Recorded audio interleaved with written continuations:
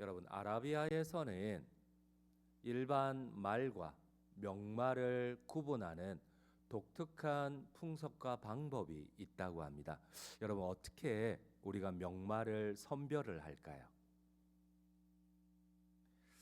이렇습니다. 아라비아에서는 명말을 선별할 때에 일정 기간 동안, 어렸을 때부터겠죠, 계속해서 말을 훈련을 합니다. 이제 때가 되어서 이제는 선별할 때가 되면은 이 모든 훈련된 말들을 광야로 데리고 간다고 합니다. 사막으로 데리고 가서 3일 동안 가두어 버려요.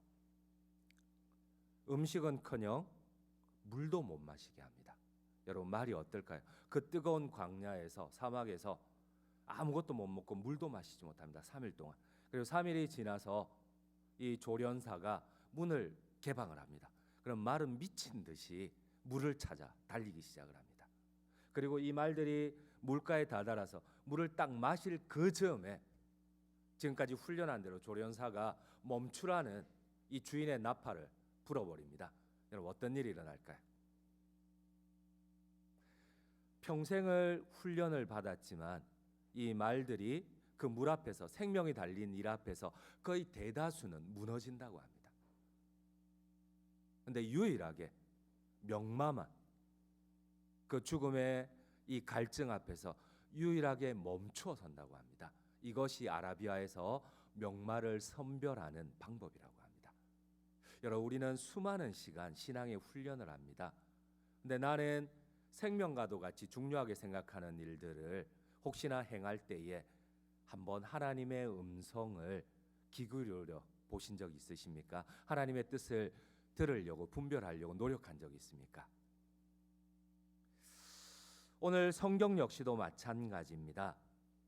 여러분, 우리가 가장 중요한 일에, 생명이 달린 일에 하나님이 멈추라고 하실 때가 있습니다. 나한테는 생명과 같은 일인데 하나님이 멈추라고 하실 때가 있어요. 하나님의 뜻이 맞는지 말씀에 집중하고 하나님의 음성을 들으라고 합니다. 나는 정확한데, 내 생명이 달린 일인데 그럼에도 불구하고 하나님이 멈추라고 하실 때가 있습니다. 사랑하는 성도님 여러분, 내 생각이 하나님의 뜻과 다를 때에 지금까지 어떻게 하셨나요? 특별히 여러분들께서 교회의 중요한 사안들과 나의 생각이 완전히 다를 때, 분명히 내 생각이 맞는데 하나님의 뜻이라는 확신에도 불구하고 우리가 조심해야 할 것이 무엇입니까?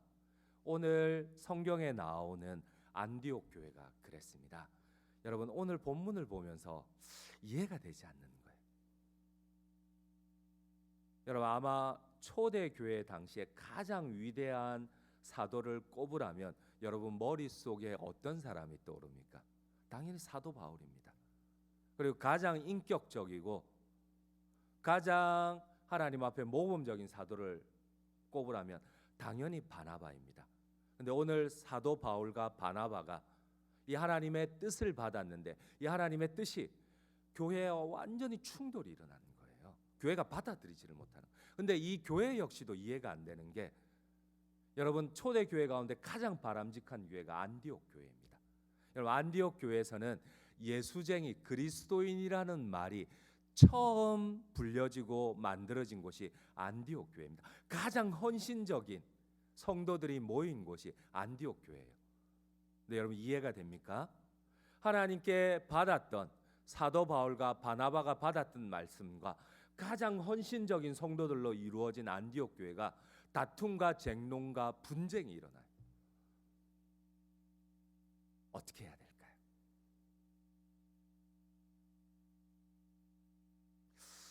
여러분, 지금 예루살렘 교회에 안디옥 교회에 문제가 생겼습니다. 바로 모세의 율법에 따라 할례를 행하느냐 할례를 행하지 않느냐. 바나바와 바울은 할례가 이제는 완성되었다, 자유하다, 예수 그리스도로 말미암아 구원으로 말미암아 자유한다. 그러나 안디옥 교회는 아니다, 우리의 생명과도 같은 게 할례다, 하나님의 율법을 어길 수가 없다, 하나님의 말씀을 어길 수가 없다. 이렇게 해서 교회와 충돌이 일어나요. 어떻게 해야 될까요? 여러분 우리 한번 오늘 본문 19절을 함께 읽도록 하겠습니다. 19절입니다. 그러므로 내 의견에는 이방인 중에서 하나님께로 돌아오는 자들을 괴롭게 하지 말라. 여러분 사도 바울과 바나바가 하나님께 받은 말씀이에요.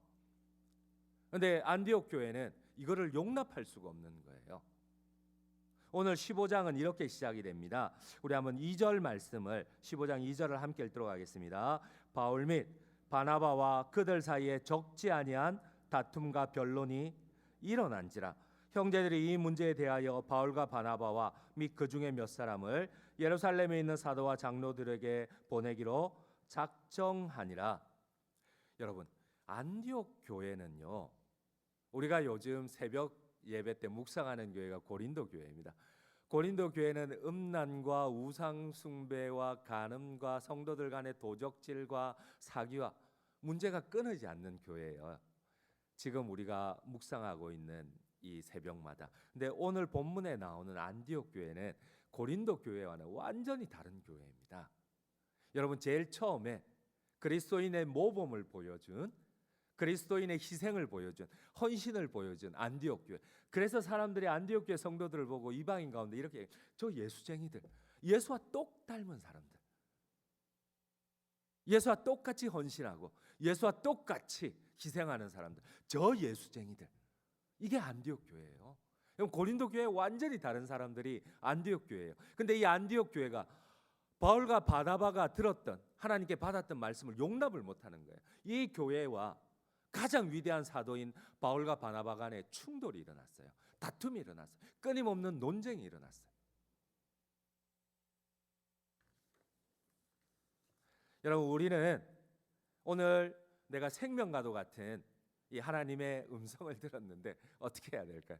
이게 교회와 충돌이 일어나요. 어떻게 해야 돼요? 나는 너무 옳은데.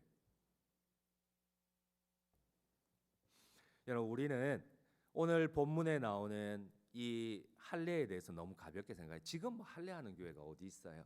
여러분 지금은 신학이 정립이 되어서 할례하는 교회가 없습니다. 전통이 정립이 되어서. 그러나 이 당시만 하더라도 오늘날 우리가 세례를 베풀듯이 평생을 할례를 했던 사람들입니다. 여러분 할례는 생명의 문제입니다. 그 당시만 하더라도. 우리는 신약 교회에서 할례가 작은 문제라고 생각하는데 절대 그렇지 않습니다. 여러분 이 십보라가 갑자기 하나님이 모세를 죽이려고 합니다. 모세가 순종하지 않아요. 여러분 이 문제가 바로 할례의 문제였어요. 여러분 모세의 아내는 십보라입니다. 이방 여인입니다.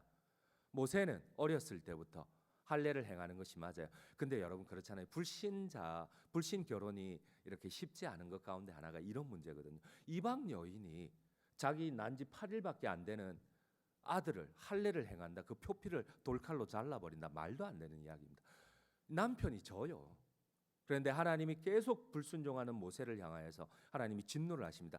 그제서야 십보라가 깨닫고 어떻게 합니까? 바로 그 자리에서 돌칼을 가지고 아들의 표피를 잘라서 던져버리고 이런 얘기를 합니다. 당신은 나의 피남편이라. 그제서야 하나님이 모세를 죽이려던 것을 양보를 하고 하나님이 용서를 하고 돌았습니다. 여러분 길갈에서도 마찬가지예요. 하나님께서 가나안을 정복하기 위해서 제일 먼저 행한 일은 그 여리고의 적군들 앞에서 할례를 행하라입니다. 여러분 3시간이면 달려올 수 있는 길입니다. 여러분 길갈과 이 여리고까지는 3시간밖에 안 걸려요. 여러분 이 적군들이 여러분 할례를 하면, 지금도 할례를 하면 제대로 움직이지를 못하는데 당시에 제대로 의료 시설이 없어요. 마취제 이런 게 없어요. 그런 시절에 여러분 남자 성인 장정들이 할례를 행하고 며칠씩 누워 있는데 적군들이 이 소식을 듣고 창을 들고 3시간만 달려와서 다 찔러버리면 되는데, 여러분 그래도 하나님께서는 할례를 행하라고 합니다. 그리스도인의 그 시대만 하더라도 정체성입니다. 그리스도인의 표입니다. 이 문제로 바울과 바나바와 안디옥 교회는 계속 충돌과 다툼과 논란이 일어납니다. 여러분 이럴 때 우리는 어떻게 해야 될까요? 그러나 오늘 중요한 것은 여러분 갈등을 해결하려는 자세입니다. 여러분 나의 생각이, 내가 옳다고 하는 생각이 교회와 맞지를 않아요. 여러분 그럴 때 어떻게 해야 될까요? 오늘 성경은 중요한 부분을 우리에게 가르쳐 줍니다. 바로 이 모든 다툼과 쟁론 가운데 우선 바나바와 바울도 분명히 그들은 하나님의 음성을 들었습니다. 하나님의 말씀을 정확하게 받았습니다. 그러나 성도들 역시도 이 논쟁을 내려놓고 해결하려는 자세입니다. 여러분, 어쩌면 우리가 성숙한 그리스도인, 참다운 그리스도인이라는 기준이 무엇일까요? 내 생각에는 아무리 오라도 할례와 같은 생명이 달린 문제라도 여러분 해결하는 자세와 방법입니다. 여러분, 오늘 이 안디옥 교회는 바울과 바나바는 자신들의 뜻을 내려놓고 계속해서 하나님의 뜻을 묻고 있습니다. 그리고 말씀을 따라 결론을 내렸어요. 바울과 바나바는 말씀을 따라 정확한 말씀을 받았어요. 근데 교회가 충돌이 일어났어요. 어떻게 해야 돼요? 우리 한번 15절을 함께 읽도록 하겠습니다. 15절입니다. 선지자들의 말씀이 이와 일치하도다 기록된 바. 18절도 함께 읽겠습니다. 적 예로부터 이것을 알게 하시는 주의 말씀이라 함과 같으니라. 여러분, 우리가 쟁론이 일어나면 제일 먼저 돌아갈 것은 하나님의 말씀입니다. 하나님의 말씀이 이 나의 주장을 뒷받침하고 있는지, 그리고 이 말씀을 가지고 일정 기간 동안 하나님의 뜻을 다시 확인하는 겁니다. 그리고 두 번째, 오늘 두 번째 정확한 성숙한 말씀을 가르쳐 주세요. 우리 한번 30절, 31절을 함께 읽도록 하겠습니다. 30절, 31절입니다. 그들이 작별하고 안디옥에 내려가 무리를 모은 후에 편지를 전하니 읽고 그 위로한 말을 기뻐하더라. 여러분, 이들이 갈등을 해결하기 위하여서 오늘날로 말하면 개교회의 문제를 시찰에 의뢰하고 시찰의 문제를 노예에 의뢰합니다. 당시에 안디옥 교회의 이 쟁론을 예루살렘 교회 장로들과 예루살렘 교회의 오늘날로 말하면 노예와 같은 곳입니다. 가서 이 문제에 대한 하나님의 뜻을 가르쳐 달라고 합니다. 여러분, 다툼이 일어났을 때, 분쟁이 일어났을 때 우리가 성숙하게 해결하는 방법이 무엇입니까? 끝까지 나만 옳다고 주장을 하는 겁니까? 아니요. 하나님의 말씀을 통하여서 금정을 받아야 됩니다. 그리고 두 번째는 바로 위에 더 장로들과 하나님이 세우신 그 회에 우리 노예에는 우리 교회 위에 시차례가 있고 시차례 위에 노예가 있고 노예 위에 총회가 있습니다. 그들에게 하나님의 뜻을 묻게 되는 겁니다. 여러분, 오늘 본문의 말씀을 통해서 그런 묵상을 해봤습니다. 여러분, 우리 교회 안에 다툼이 있고 쟁론이 일어날 때 어떻게 해야 될까요? 끝까지 나의 주장을 펼쳐야 될까요? 참된 그리스도인이라면 아무리 내 생각이 성경적으로 옳다 느끼더라도 제일 먼저 해야 할 일은 쟁론이 일어나면, 다툼이 일어나면 하나님의 말씀을 통하여서 그 뜻을 찾는 겁니다. 주님의 뜻을 겸손하게 묻는 것이 가장 중요합니다.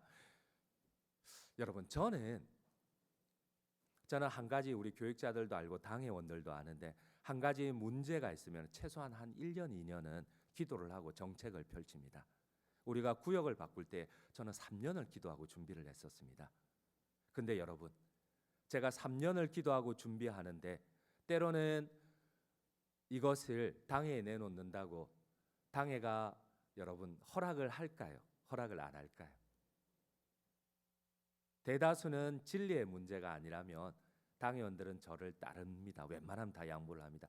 그런데 지나고 보면은 천에 한에 만에 하나 제 뜻대로 된 게 거의 없어요. 어떨 때는 1년을 계속 설득을 하고 2년을 설득을 하고 3년을 얘기를 하는 경우도 많습니다. 담임 목사라고 내 뜻대로 받아들여진 적이 많이 없어요. 그러나 어떤 거는 5년도 기도하고, 근데 참 아이러니한 거는 어느 순간 이것이 받아들여집니다. 그제서야 깨닫게 됩니다. 아, 때가 있구나.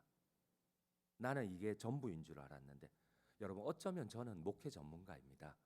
저는 신학도 박사학위를 받았고, 그리고 20년 가까운 시간을 교회들마다 부교육자로 훈련을 받고 또 수많은 것들을 전문적으로 이렇게 경험을 했습니다. 그래도 제 뜻대로 받아들여진 적이 없습니다. 최소 1년은 기본입니다. 1년 동안 설득하고 기도하고. 사랑하는 성도님 여러분, 비록 나의 생각과 다르고 교회 다툼이 있고 갈등이 있더라도 주님의 뜻을 묻지 않겠습니까?